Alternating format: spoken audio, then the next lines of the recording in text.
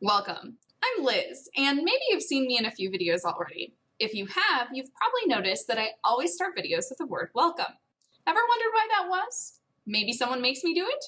Maybe I just really like the word welcome?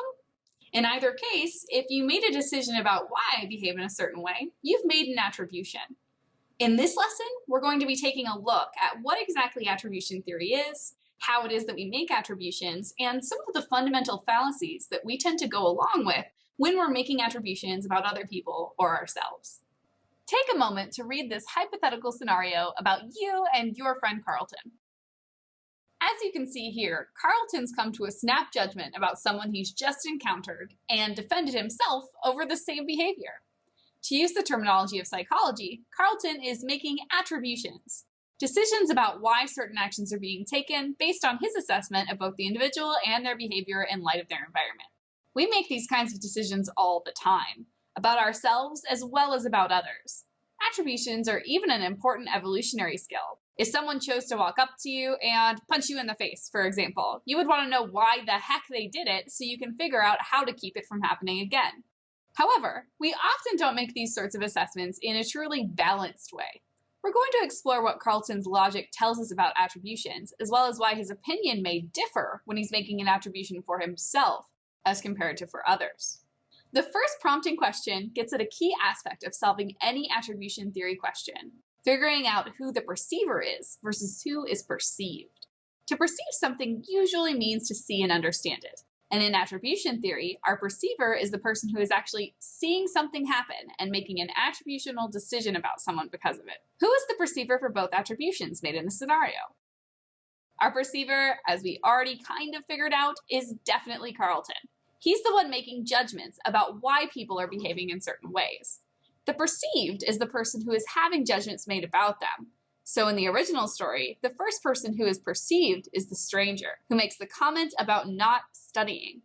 We're going to refer to this stranger as T1 because he was the first target of Carlton's attempts at attribution. Carlton definitely had his own explanation for why T1 didn't get around to studying. The stranger actually made the decision not to study, so we're sure that he must have had some underlying reason for that behavior as well. What impact did T1's actual reasoning for not studying have on Carlton's attribution? If you were scratching your head on this one, that's okay, because the truth is the stranger's actual reasoning has zero impact on Carlton. He made his attribution without knowing why the stranger actually didn't study. In attribution theory, the perceived, who is T1 in this case, does have a reason for their behavior, but it doesn't necessarily impact the attribution that's made. The only person who makes the attribution is the perceiver, meaning that in this theory, only the perceiver's attribution and thus only the perceiver's understanding matters. That's part of why we didn't even get T1's reasoning in the scenario. Attribution theory isn't about people's actual cause of behavior. It's about how an observer tries to explain that behavior. Now that we know why Carlton's our main focus, let's actually dive into those attributions he made. The prompt tells us Carlton made one dispositional and one situational attribution. What do those terms mean? These are essentially the two polar opposite explanations for behavior. If you make a dispositional assertion, you're saying it's about the person themselves, that it's someone's personality that made them behave in a certain way. It's who they are. Think back to our punched in the face example. If you thought someone punched you in the face because that's just who they are and they like to do that, that would be a dispositional attribution. Also, you'd probably want to avoid them in the future as a result. The other option for an attribution is to make a situational attribution, to say that a behavior was due to a set of environmental circumstances, not who someone is. If someone punched you in the face and you decided it was maybe because they were having a really bad day or someone else had forced them to do it or they were uncharacteristically drunk, that'd be a situational attribution and you'd probably be okay with being in a room with them in the future. Now let's apply these terms to Carlton's attributions. The first attribution Carlton made is one we already talked about, the attribution about T1. What kind of attribution was that and why? Carlton said some people just aren't made for pre-med courses, as in, this is just who T1 is. He's the kind of person who procrastinates and can't get things done. Those are definitely personality traits, so Carlton's making a dispositional attribution about T1. He thinks T1 will continue to not study because this is who T1 is. That's why Carlton expects that T1 is just not going to do well as a pre-med. Who is the target of the second attribution? And why do we know this second attribution was situational? After you called Carlton out on his shenanigans, after all, he didn't study either. He tried to explain his own behavior, and in doing so, actually made an attribution about himself. He's our second target.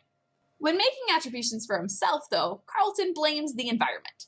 I studied all of last week, and everyone was telling me to take a break, show up in his statements, descriptions that point out that his personality doesn't usually involve not studying, and also that peer pressure was applied to get him to change his usual behavior. Essentially, in Carlton's mind, his behavior was just due to that set of external factors, the situation.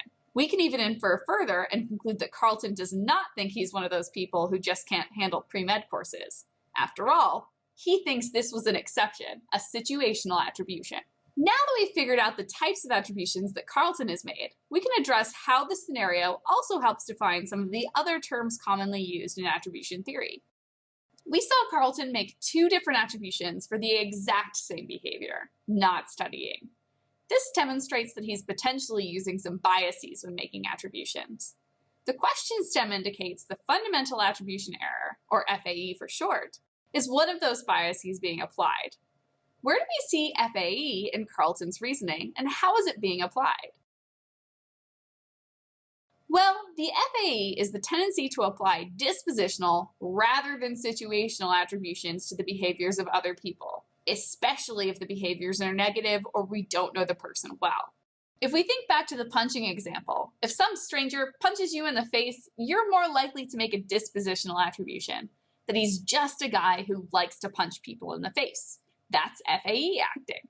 So in this situation, Carlton made a dispositional attribution about T1, even though Carlton doesn't actually know if T1's behavior was due to situational or dispositional factors.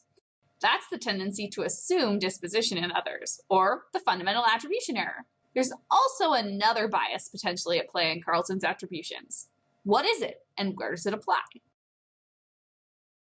The only other attribution is made by Carlton about himself, which means we should be on the lookout for a self-serving bias. Self-serving bias is the tendency to make more positive attributions for yourself, to assume if you've done something good, it's because of who you are, and if you've done something bad, it's just because of your situation. If you punch someone else in the face, you probably wouldn't blame it on your disposition. You'd point at plenty of situational factors instead. Here, Carlton evaluated himself with the situational attribution for the exact same negative behavior as T1, a hint that self-serving bias may well be at play in Carlton's assessment of his own behavior. As a final exercise, let's see how these biases play out in a brand new context. Imagine you'd brought up your own lack of studying this weekend to your close friend Carlton, instead of hearing that same statement from a stranger. How would Carlton attribute your behavior? And why do you think he might attribute it in a certain way? We've already seen the biases that tend to play into decision-making, the sorts of factors that can play into an attribution.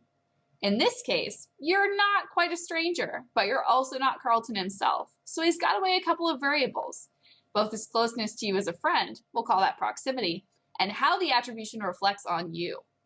We already know how Carlton would feel about a stranger. He'd definitely be more likely to make a dispositional attribution because of the fundamental attribution error. In this story, though, you're not a stranger. You guys are buddies.